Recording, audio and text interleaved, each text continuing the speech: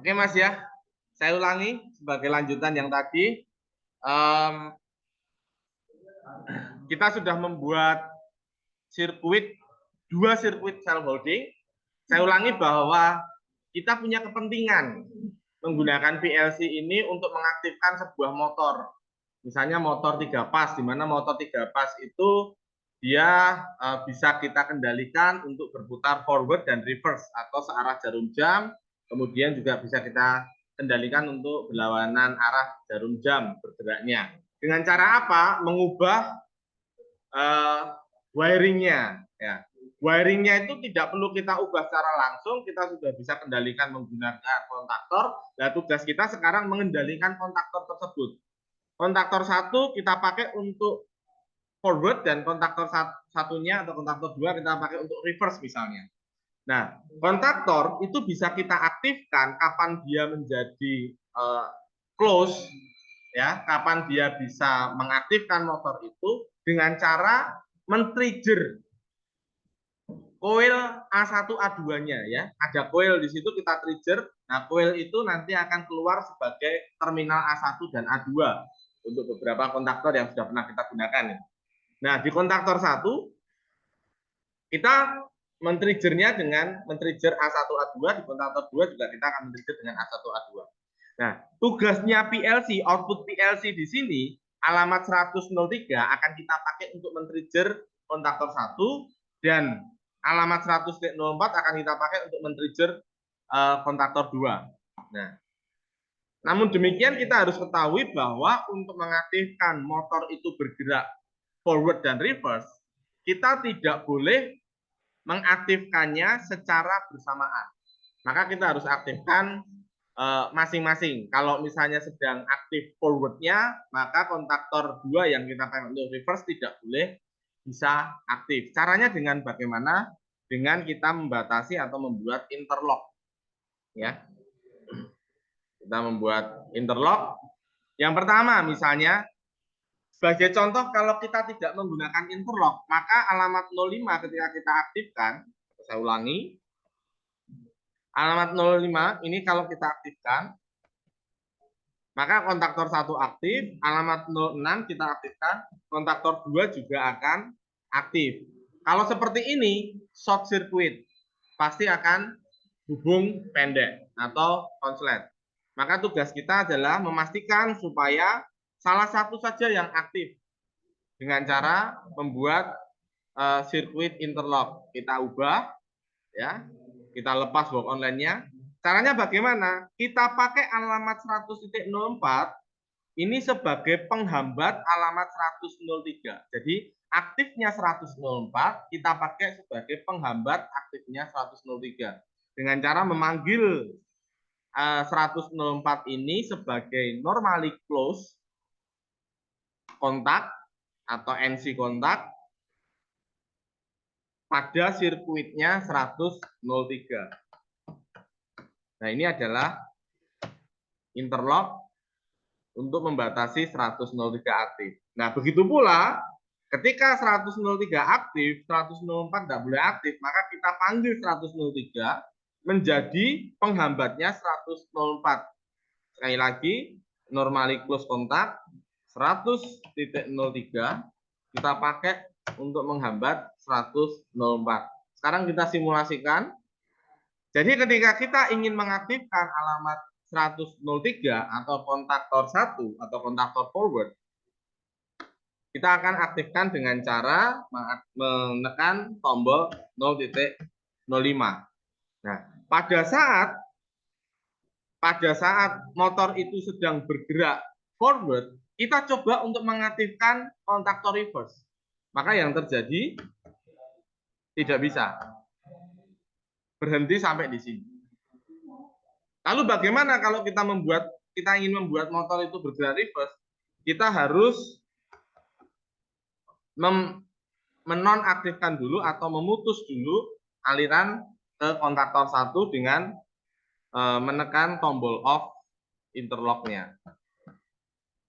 Baru kita bisa mengaktifkan alamat 100.04. Begitu pula ketika alamat 100.04 ini aktif, kita tidak bisa mengaktifkan 100.03.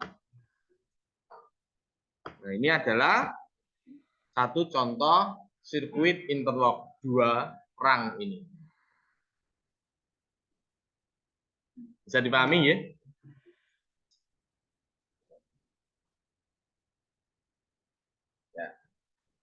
Lanjut ke sirkuit selanjutnya, karena ini sirkuit interlock. Sekarang sirkuit selanjutnya adalah sirkuit berurutan atau sekuensial, ya, sirkuit sekuensial. Sirkuit sekuensial ini kita buat dengan maksud kita bisa mengaktifkan output tertentu dengan syarat output lainnya sudah aktif. Ya, misalnya kita punya alamat 0.0 8 ini sebagai on sekuensial 1. Kemudian dari 0.08 ini kita akan mengaktifkan alamat 100.05 sebagai on sekuensial 2. On sekuensial 1 ya, lampunya on sekuensial 1. Ya, kemudian kita self holdingkan atau kita latch dia 100.05 dan kita matikan atau kita nonaktifkan dengan alamat 0.10. Ini adalah off sekuensial. Nah, kemudian kita buat lagi alamat yang lain, misalnya di 0.09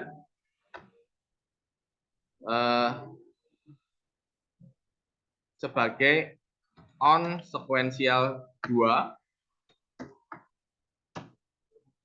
yang akan kita pakai untuk mengaktifkan 100.06, di mana 106 adalah on sekuensial 2.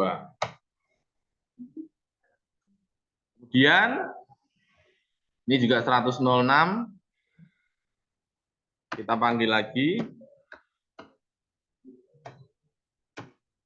dan kita self holding di sana. Nah, sekarang kita lihat ya. Kalau seperti ini programnya, ya, hanya 2 rang ini, kalau seperti ini programnya, kita akan bisa mengaktifkan 100.05 atau indikator on sekuensial 1 itu dengan cara mengaktifkan 0.08. Ya. Dan kita bisa mengaktifkan 100.06 sebagai indikator on sekuensial 2 dengan cara mengaktifkan 0.09. Tapi kalau kita sedang melakukan proses sekuensial atau proses berurutan, maka alamat 100.05 ini juga harus menjadi syarat aktifnya 106. Sehingga kita panggil 105 ini ke sirkuitnya 106 sebagai kontak normally open, bukan kontak normally close. Kalau tadi untuk yang interlock itu yang kita panggil adalah normally close. Tapi kalau ini adalah kontak normally open-nya. Jadi yang terbuka. 100.05. Nah, maka kalau kita simulasikan 100.06 ini atau on sekuensial 2 ini tergantung pada nyalanya 100.05. Misalnya, nah seperti ini, baru 106-nya boleh atau bisa aktif. Kalau kita tidak membuat atau kalau kondisi 105-nya mati, maka 106-nya juga ikut mati. Berarti ini yang disebut sebagai proses berurutan. bisa hanya terjadi berurutan 2 kali seperti ini, bisa kita buat lagi lebih banyak lagi. Seperti yang kemarin kita pelajari pada saat tanpa program. Ya. Nah, ini dasar-dasar pemrograman ladder sudah saya berikan melalui CX Programmer. Silahkan kalian gali, silahkan nanti kalian pelajari, silahkan kalian pahami, sehingga nanti kalian bisa lancar ketika praktikum PLC 1 semester depan. Ya. Tapi saya tidak jamin prakteknya dengan saya. Nanti. Karena kalau kemarin itu produksinya ada 2 kelas, perancangannya ada 2 kelas. Ada produksi A, produksi B, perancangan A, perancangan B. Kalau besok produksi 1 kelas, perancangan setengah kelas. Karena perancangan itu yang setengahnya adalah mahasiswa laboran. Ya, laboran-laboran yang ikut kuliah di tempat kita.